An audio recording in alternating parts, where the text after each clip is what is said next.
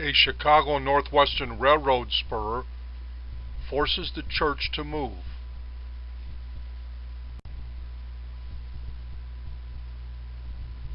This colored 1880 map of Milwaukee has an 1853 map of the city placed on top.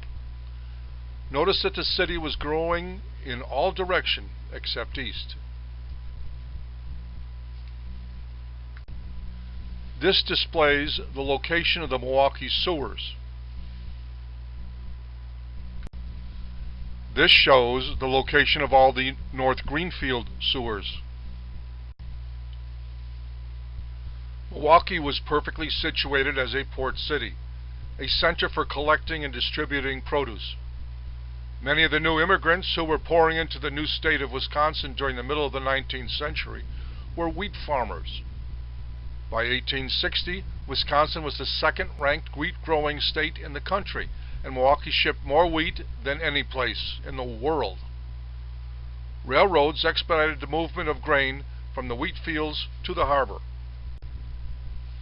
The railroads were spreading out from Milwaukee as shown in this 1876 map. The Little Honey Creek settlement saw its first bit of industrial progress in 1880 when the Chicago and Northwestern Railway built its line, shown in pink, through the heart of the Honey Creek settlement on its way to Madison.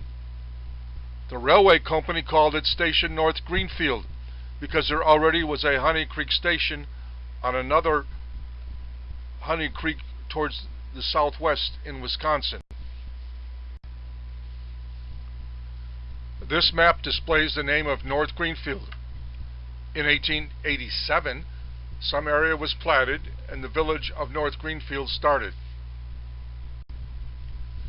A Allis Historical Society painting of the station.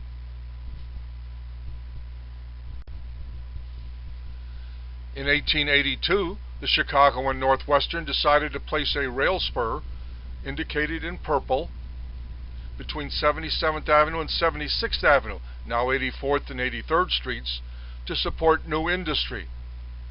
This was to run to Greenfield Avenue.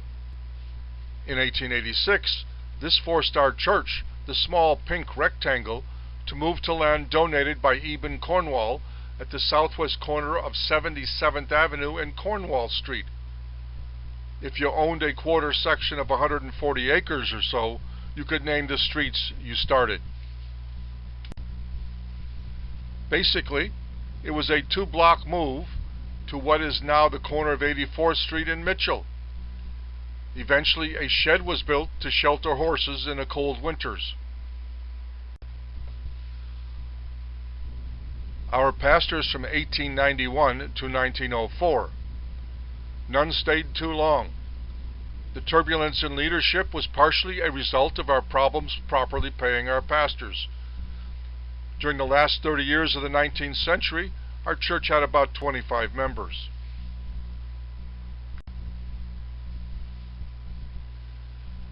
In 1890, our church incorporated a society for religious, charitable, and educational purposes under the name of First Baptist Church of Greenfield. In 1899, Reverend James Blake used his carpentry skills to help build a prayer room addition to the church. This includes what today is Mary Shecker's office. Yes, in the background is the 1905 parsonage they wanted to build back in 1844, some 71 years earlier. Here is a better view of the parsonage. Anne Cornwall's gift paid for 56% of the parsonage. As constructed, Mary's office area was a raised platform. Here's the church's area today. The former parsonage still stands. By the way, in 1895, the entire population of North Greenfield totaled 185. Next time, we'll talk about the State Fair.